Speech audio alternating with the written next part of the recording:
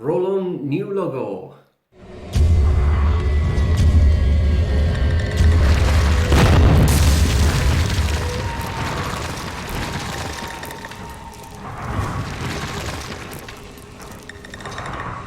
So, hello Warzoners, welcome to a new episode in the Warzone Chronicles, and this is a very special episode because we have with us the man himself, Alex Kanous from Resnova, and he's going to kindly, thank you very much for being with us, Alex. He's Yeah, going to kindly give us a little bit of an update on the state of things, and that's more or less the idea of this video. What we are going to do is essentially we're going to ask Alex, what the state of things, the state of things is regarding the production and the development of Warzone Eternal. Now we have a name, and regarding different let's say categories, so to speak. Okay, so Alex, thank you so much for taking the time to be with us today. And how's things? great, Alfie. I appreciate it.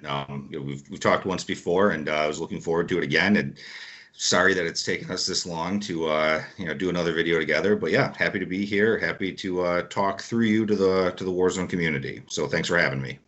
Not a problem. Thanks to you for taking the time and for answering the questions. All right, so without further ado, let's get right into it. So the first question, obviously will be, what is the state of things regarding the playtesting process and the rule set? What can you tell the community regarding that? Sure. Yeah, absolutely. So the Warzone rules have been finished in kind of their kernel or their core form for a few months now. And actually, since the fall, we've been engaged in a very rigorous set of playtesting rounds. We've got somewhere between 20 and 30 playtesters across 5 different playtest groups that have been submitting reports, responding to specific questions Brian and I have posed about the rule system, and really, really building a tighter and tighter rule set as we go along. I know that we've said a lot that this rule set is inspired by the original Target Games first edition Warzone, but that's just an inspiration, right? We recognize that simply reproducing those rules wasn't where we wanted to go, right? We wanted to have a set of rules, again, inspired by those, but reflective of a lot of the more modern design ideas that have come along in the 20 plus years since first edition was released. And so that's required us to test thoroughly a lot of mechanics that we just didn't have a good good benchmark for, a good set of examples out there to look at and say, well, if we do it this way, we know it's going to work. So fortunately, the playtesters have been there for us, have really helped us hone the mechanics to get to the objective that Brian and I had envisioned. And so currently we're in the middle of phase 4 or round 4 of playtesting. We've had a whole bunch of ideas that have come up in the course of this round of playtesting, and I'm as quickly as I can, putting together the version 5 or the round 5 notes and playtesting documents. So that's where we're at right now, and I can't say for sure, right, how many more rounds of playtesting we need to go. We do feel that through this 5th round, the actual combat resolution mechanics, right? All the core mechanics that the game hangs on. So things like movement, line of sight, close combat actions, range combat actions, reactive actions, all of those things we think are probably in a state where they're almost ready to be stamped as solid to move forward. But that still leaves us with unit and weapon stat balancing. All of our scenarios, we know we've got a lot of work to go on our scenarios in order to make sure that they're as evenly balanced and competitive as possible, while still giving different objective types to the 2 different players, right? We don't want both players playing the exact same game every single time.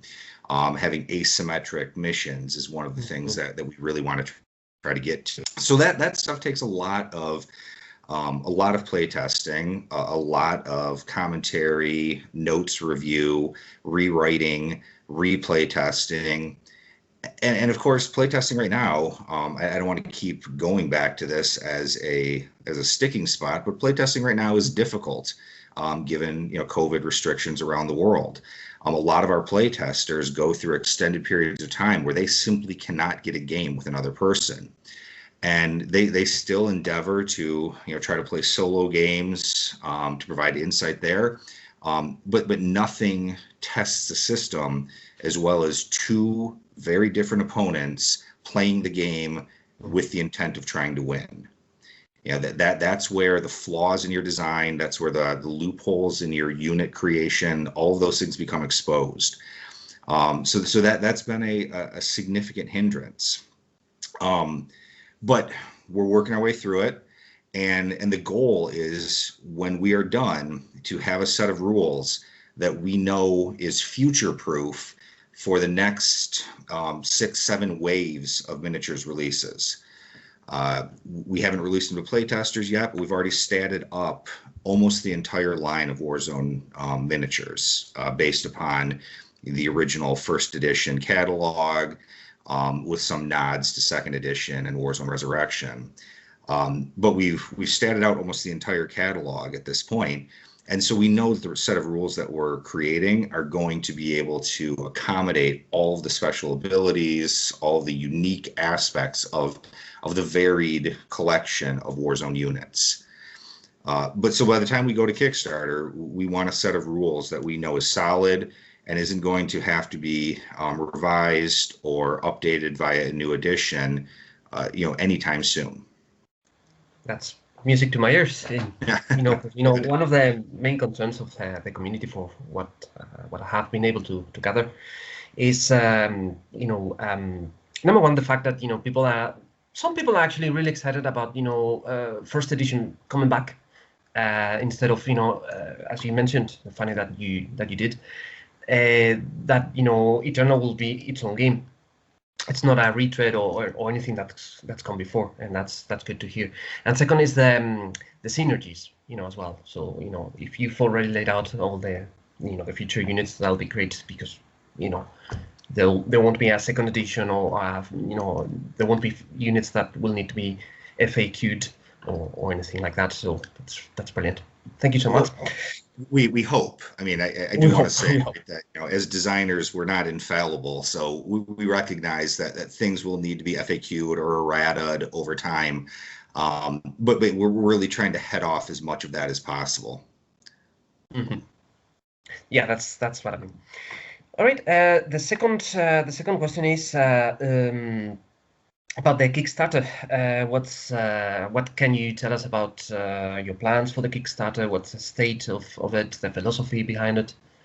Yeah, happy to do so. So I know this will probably disappoint almost all of your viewers, but the Kickstarter will be for sure in late fall, and there's a reason for that, right? Now, obviously, like I said, we've got a set of rules that are almost finished. We have got miniatures production has already started. We already know what the units are that are going to be released as the first wave of Warzone Eternal. So arguably, we could release a Kickstarter right now, right? I mean, I understand that the primary purpose of the Kickstarter platform is to raise funds to allow for the creation of an idea.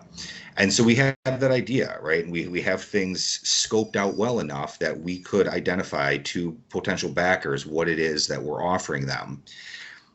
But what we want to do, and this has become Resnova's constant mantra when it comes to the Warzone Eternal project, is we want to grow in a controlled rate.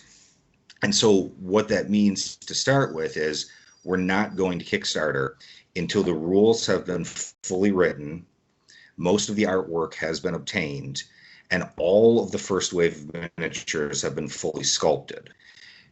At that point, we will then move to the Kickstarter so that we know exactly what our parameters are for production, right? We know how complicated a box set of miniatures is at this point.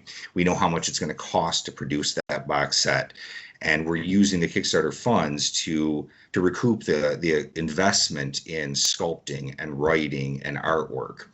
And what that does for the consumer is, or for the customer, is it allows them to receive their items significantly quicker after the end of the Kickstarter than if we still had almost all of the production work to do ahead of time. Mm-hmm. And so I understand that at Kickstarter, that the date a Kickstarter goes live, that's an exciting deadline, right? Because it feels like, at this point something is happening. But the reality is, in a lot of Kickstarters, the date the Kickstarter goes live, all it means is that it's starting to happen, right? Mm-hmm. It doesn't mean that you're any closer to getting the product in your hand. So ultimately, whether we did a Kickstarter right now or we did a Kickstarter in the fall, the fulfillment would probably be almost the exact same time frame. Mm-hmm. The difference here is when we go to Kickstarter, we can demonstrate to our backers, these are the figures you're receiving. You're not getting concept art, you're not getting renders. These are the figures. We have sculpted them, we have produced them. Here are examples of castings that, production level castings. We're gonna have them painted so people can see what they look like when they're painted. There will be no question what it is that you're getting from this Kickstarter when the Kickstarter goes live. Mm-hmm. So again, I understand that people are super eager for us to get to Kickstarter, but we've made the decision that we're holding off until fall because we've got a production schedule, and we know that by fall we will have the entire first wave of Warzone miniatures sculpted and ready to be cast, ready to be produced. Mm-hmm. Yeah, that's a very, very interesting philosophy, and I completely agree with your view, because there are so many Kickstarters, that are not really that appealing for the backer, because sometimes as a back, if you consider backing a Kickstarter, you think oh, how long is this going to take for me to receive the miniatures or the whatever it is that you're backing.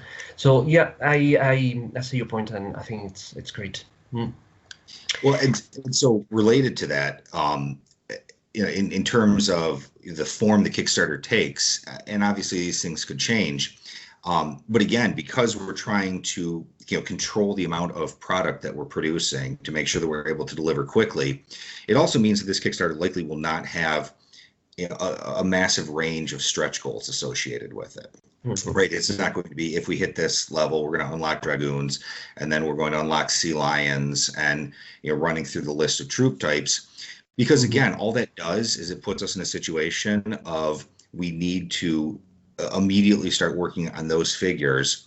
Those figures might not be the best figure in terms of the army. Going back to your point about the army synergy, maybe it doesn't make sense for Bauhaus to receive dragoons as their first stretch goal unit, because they really need a melee unit. So the Étoiles Mortantes should be the next unit that they produce, or that we produce. So we can't say for sure what type of stretch goals, if any, we're even going to have, but this isn't going to be one where if the Kickstarter goes tremendously successfully, we have promised to produce every single miniature in the Warzone range. Those are going to be produced over time in a calculated release strategy so that we're able to maintain our SKU counts, not overwhelm retailers who decide that they want to bring the game in, and also just give us some longevity for the game without quickly having to produce a second edition simply because we've run out of releases. Mm-hmm. Yeah.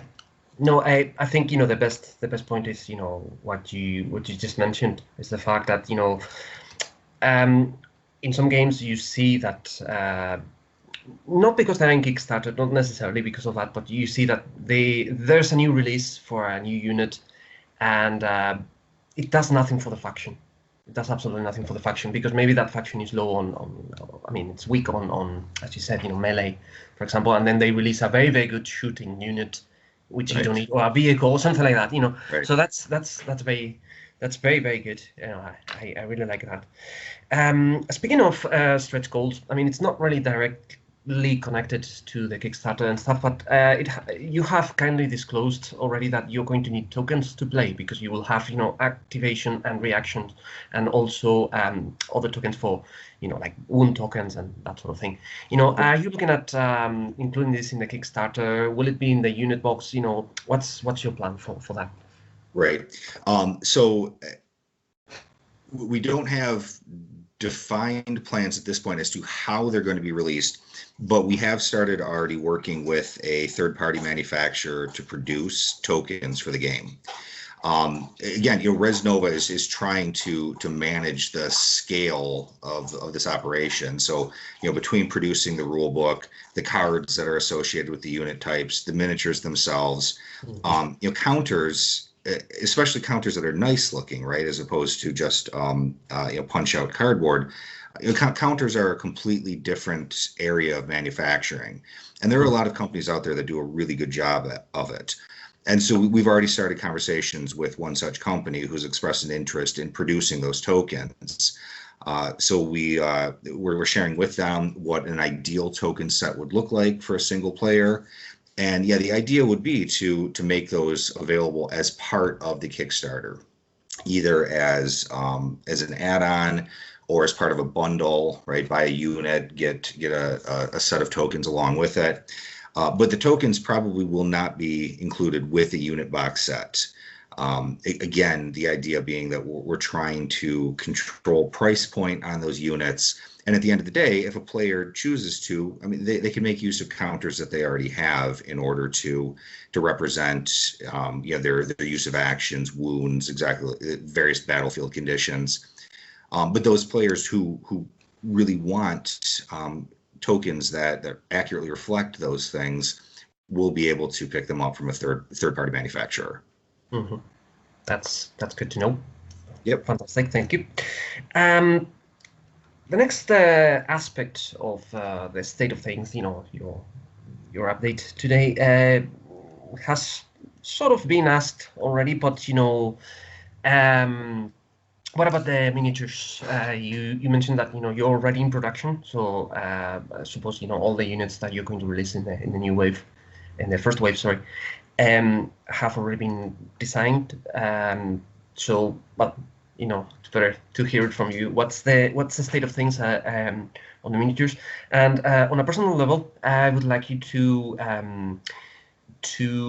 let us know what to expect in terms of the modularity, because I'm a huge fan of magnetizing, for example, and the idea of, maybe I'm wrong, so you can correct me on that respect, but I really like the idea of going to a game or a tournament, say, with my miniatures, and then deciding on the spot, okay, I'm going to field this specialist, so I build it, maybe I decide to change it because of my, that sort of thing, so that I can snap in the weapons in and out, and so.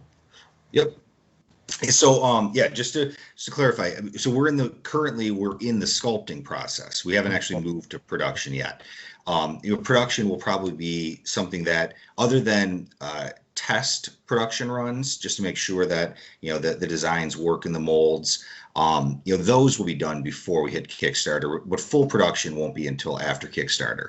Mm-hmm. But no, so we're currently in the sculpting phase. And that's been, and I think I mentioned this briefly on Facebook, but that's been one of the areas where there's been a significant learning opportunity for Resnova. We don't have in-house sculptors, right? We are contracting with third-party sculptors in order to meet the design concepts that Tom Mason and I are producing for Warzone Eternal. And so you're subject to the time frames of those third-party sculptors. Mm-hmm. And so we are further behind than we had hoped to be at this point in terms of sculpting. We do have a new group of sculptors that we've pulled in on board, and we've established a pretty rigorous time frame to try to catch up to where we want to be. And so we're already starting to see that play out. So we're happy, we're optimistic about that. So in terms of the sculpting, so we've mentioned this a bit in the past, but so the figures are going to be, in general, they're going to be released in box sets of 5 models, or I should say, box sets that contain the components to build 5 models. And the idea being to increase utility of each box set, and going to your question a bit, Alfie, each box set will allow you to produce miniatures from 2 different unit types. When I say unit types, Imperial, right, it's Bloodbraves or Golden Lions. Both of those will be producible out of the same box. And the reason we took that approach is we realized as we looked through the Warzone imagery, and we went back to the Mutant Chronicles role-playing game, which was the inspiration for all of this, and looked at how they describe the units in the game, the equipment that they wear, the armor that they have. We recognize that very, very quickly, a lot of the units in each faction type have base concept or aesthetic similarities, right? So the Golden Lions and the Bloodbraves wear the exact same armor. And so really what it becomes is a difference in weapon loadouts, special abilities to represent the distinct unit types. So in a box set, so in the Imperial box set, for instance, you'll be able to build Bloodbraves or Golden Lions, and it'll also include all the components necessary to build any of the specialist types. So each faction will have its core profile. So for instance, the Blood Beret, right, is this standard Special Forces trooper with his heavy armor, carrying an Invader assault rifle, with a bayonet, right? All of the classic imagery that, you know, Paul Bonner and all the original Warzone and Mutant Chronicles artists created. But then you can choose to build your Blood Beret as one of a number of different specialists. So maybe that means that instead of the assault rifle, it's got a Charger heavy machine gun because it's a support specialist, or it's got a sniper rifle because it's a sniper specialist. It swaps out its assault rifle for the mandible shotgun when it takes a sergeant role. And so all the components necessary to build basic models or specialists of Blood Berets or Golden Lions will be in the one box. And that's the objective right now. And sculpting towards that objective has shown that'll work. The question is production, right? One of the things that we want to make sure is that when you get a box set of figures, those components actually go together in a way that allows that level of modularity. Tom Mason has a ton of experience doing this kind of thing, and he's been really kind of guiding how the figure should be designed in order to accomplish that modularity. And so we believe that we'll be able to get there. And the material that the figures are being made out of is one that has shown that it will also accommodate that level of modularity. You know, it's not resin, it's not PVC, so it doesn't have the same flexibility of, you know, some of those materials that make it difficult, you know, for instance, to swap arms in and out because they tend to splay outwards, right? So again, we're highly optimistic that the design process and the material that we're using is going to allow us to get there. But that's where a lot of the testing is occurring right now. That's where a lot of the, you know, the planning that Tom is engaged in is really focused. But yeah, so right now we are, like I said, moving through the sculpting process. Imperial is well on its way. And then we will be producing, as part of the first wave, unit boxes for all 5 of the mega corporations, and then 2 box sets for the Dark Legion, simply because the Dark Legion has such a wide range of unique troop types. And so it's harder to produce a single box set that allows you to produce a bunch of different Dark Legion creatures. So that's where we're at right now. Fantastic.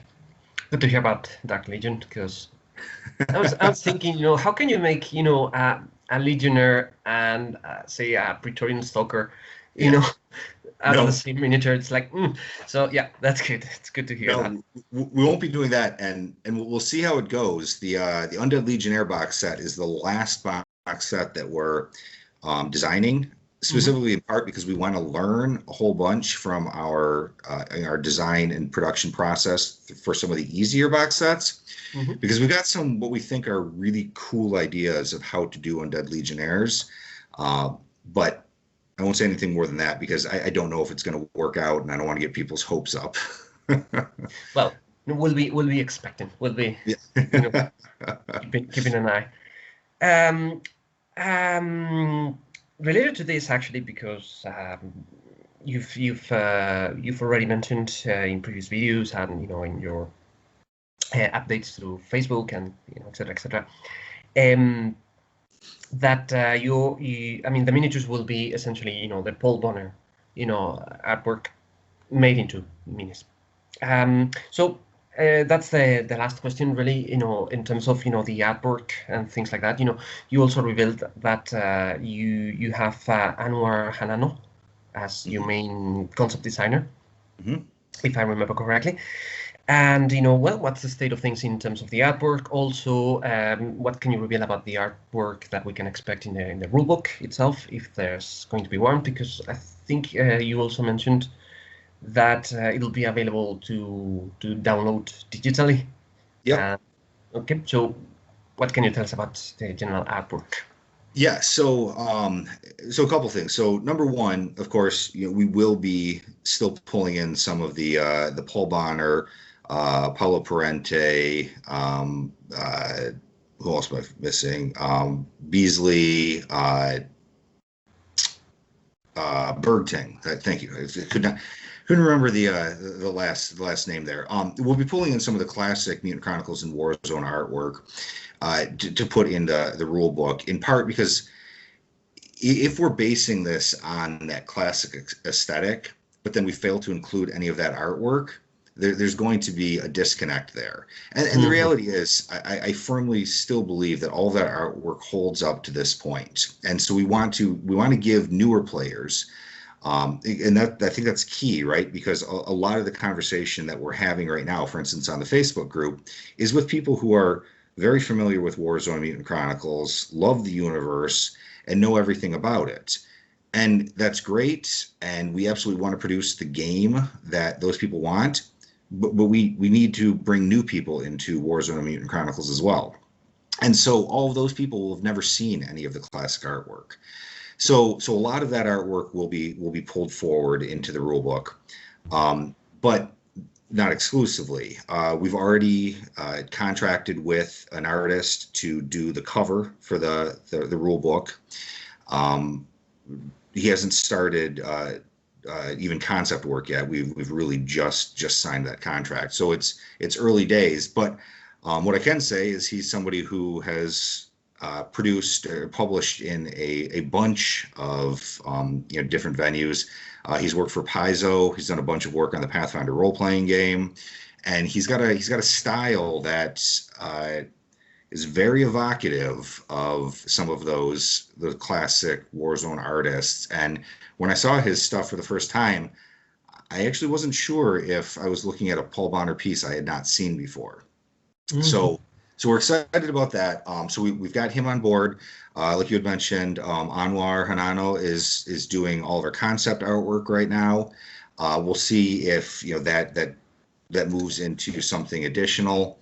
But yeah, I mean, right now, getting the cover art has been our primary goal, simply because that's going to become the defining piece for the entire Warzone Eternal game. Right? Doesn't matter how many additional releases we do, how many more pieces of artwork we produce, whatever we put on the cover of the rule book, that's going to be what defines this generation of the game.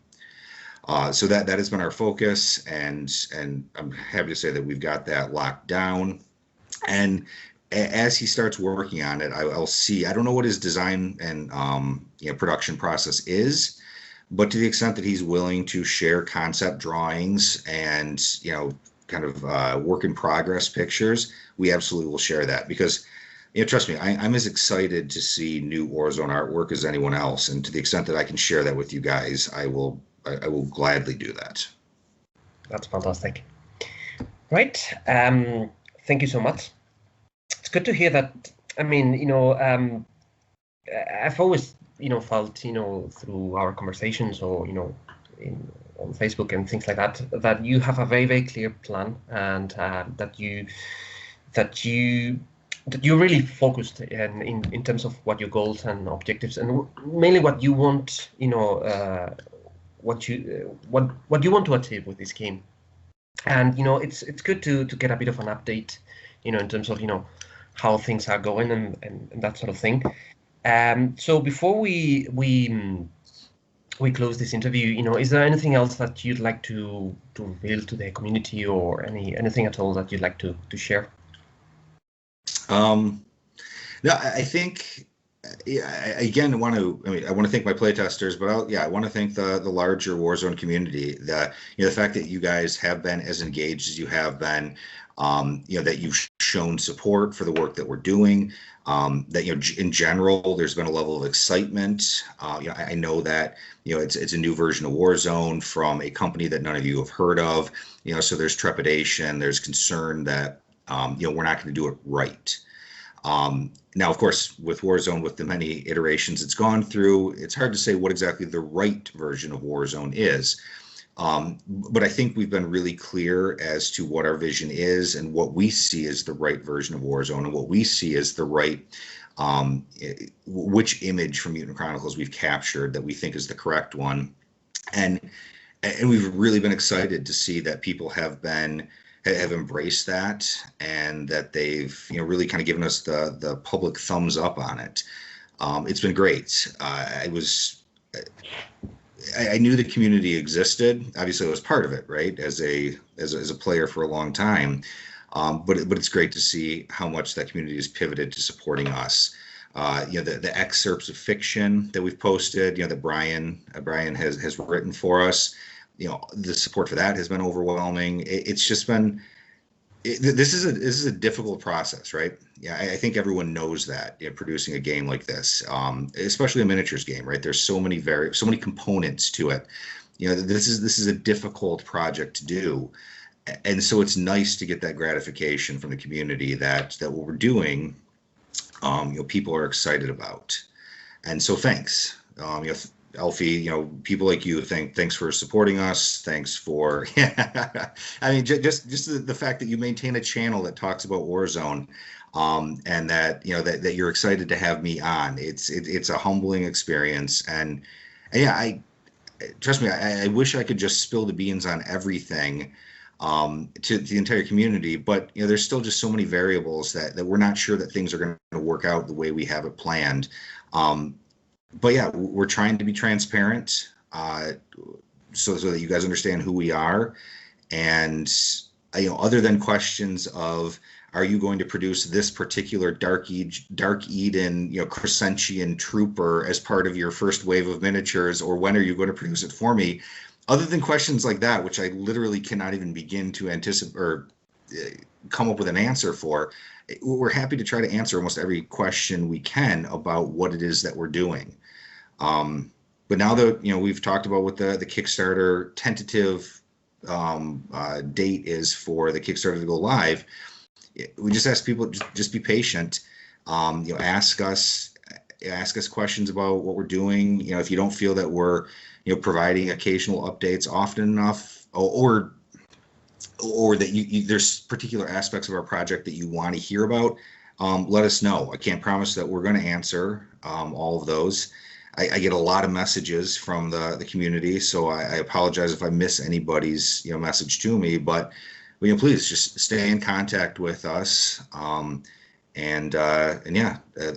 continue supporting us. It's been great, and it's made me very much realize that this was the correct decision, to go on to take Resnova in this direction. So thank you to everybody. That's brilliant, and it goes both ways. I think I speak for for all the community, and I want to take this opportunity to thank you for your care and your passion, which shines through in everything you do, in your transparency and everything. So thanks to you, and all the best, and anything that we can do to support them, just our little 2 cents there, you can just count on that. So thank you so much, Alex. Again, the channel, will continue to cover, any updates and things like that, And for the members of the community, remember there's the Warzone Eternal Facebook group, okay, that you can join, and there's a lot of action there, and that's it for you, Alex, and for all the viewers, stay safe and keep warzoning. Absolutely. Thank you so much, Alex. See ya. So that was the interview. I think it's overall good news, and it's a good thing that Warzone is in good hands. I definitely feel that way, and more updates on the channel. Okay, until then, you can keep yourself posted by subscribing to Brian CP Steele's channel, Tales from a Professional Nerd, or in the Facebook group. You can become a member of the Warzone Mutant Chronicles Facebook group or the Warzone Eternal Facebook group. Okay, so until then, please stay safe. Don't take any chances. With this pandemic and all that. And as usual, don't forget to like, share, subscribe, etc., etc. All right, and further updates on the channel. All right, so keep warzoning.